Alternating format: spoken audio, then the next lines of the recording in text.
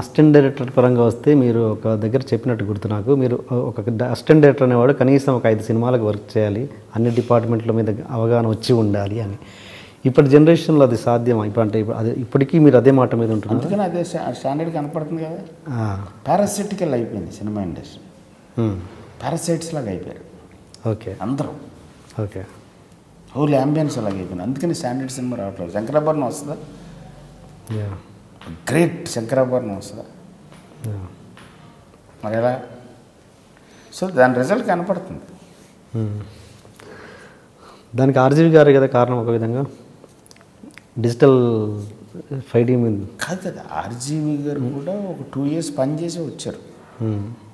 కాదు నేను అది ఆయన 5Dని ఇంట్రడ్యూస్ చేయడం వల్లే కదా ప్రతి ఒక్కరు డైరెక్టర్లు అవుతారు. జనరల్గా టెక్నాలజీని బట్టి కదా. రాముగారు కాకపోతే ఇంకొకళ్ళు వచ్చి ఇంట్రడ్యూస్ చేసేవారేమో, జగన్ గారు చేసేవాడేమో, లేకపోతే ఏలేడి చంద్రశేఖర్ చేసేవాడేమో. అందువల్లనే మిగతా డిపార్ట్మెంట్లో పనిచేయకుండా డైరెక్ట్ ఎక్స్పెరిమెంట్ చేసేస్తున్నారు కదా. అందుకే మీరు అన్న కారణం ఇదే కదా అంటున్నాను నేను. ఇప్పుడు మీరు ప్రతి డిపార్ట్మెంట్లో పనిచేసే అవకాశం లేకుండా డైరెక్ట్ ఒక కెమెరాని పెట్టేసి ఇప్పుడు అందుకనే దాని తాలూకు ఎఫెక్ట్ కూడా అవుతుంది కదా. దాని తర్వాత ఎప్పుడు సస్టైన్ అవ్వలేకపోతున్నాడు కదా. ఎందుకు సస్టైన్ అవ్వలేకపోతున్నాం? సినిమా 2 సినిమాలతో ఎందుకు బబ్బుల్లోకి వెళ్ళిపోతున్నారు? అందుకే అంటున్నాను, రాము గారు ఇంట్రడ్యూస్ చేసిన అది కొంచెం ఒక విధంగా డ్యామేజ్ జరిగింది కదా. రాము గారి మీద తోడని ట్రై చేస్తున్నావు నువ్వు. రాము గారు కాదు, రాము గారు కాకపోయినా ఇంకో రకంగా వచ్చి చేసేవాళ్ళ. ఓకే, అది ఆగదు కదా, టెక్నాలజీ ఆగదు కదా. యా, రాము గారు ఎప్పుడు కొత్త టెక్నాలజీ వచ్చినా దాంతో ఏదో చేయడానికి ట్రై చేశాడు. బట్ దాంతోపాటు సైమల్టేనియస్గా అప్పలరాజు దగ్గర నుంచి బోల్డ్ సినిమాలు చేసాడు. ఇక్కడ ఐస్ క్రీమ్ల వరకు, మళ్ళీ టప్మంట సర్కార్త్రి అన్నాడు, మళ్ళీ న్యూక్లియర్ అన్నాడు. మరి ఇదన్నీ కూడా ఫాలో అవ్వాలి కదా అందరూ.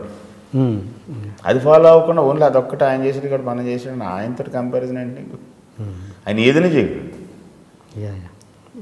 ఆ సైకిల్ని పట్టుకోవాలి కానీ, ఆ సోల్ని పట్టుకోవాలి కానీ, ఆ ఫార్ములాని పట్టుకోవాలి కానీ.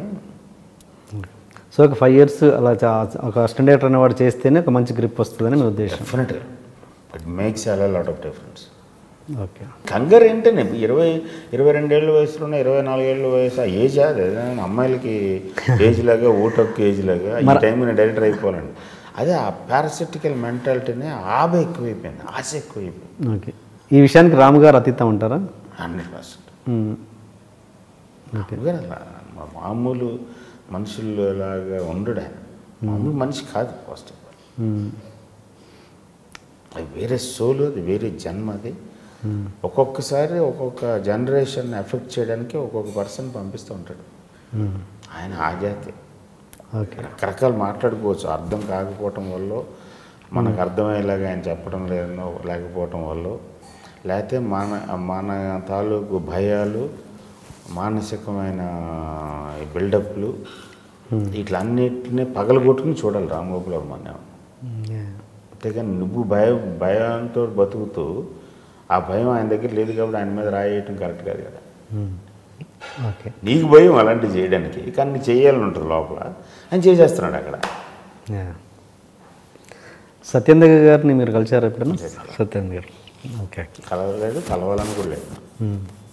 నాకు రామగారే పెద్ద బెస్ట్. అది చాలు ఈ జీవితం. ఆయన ఇంతకంటే ఉన్నారుగా, అది ఏమో తెలీదు కానీ నాకు ఈయన సరిపోతాడు అంటున్నా.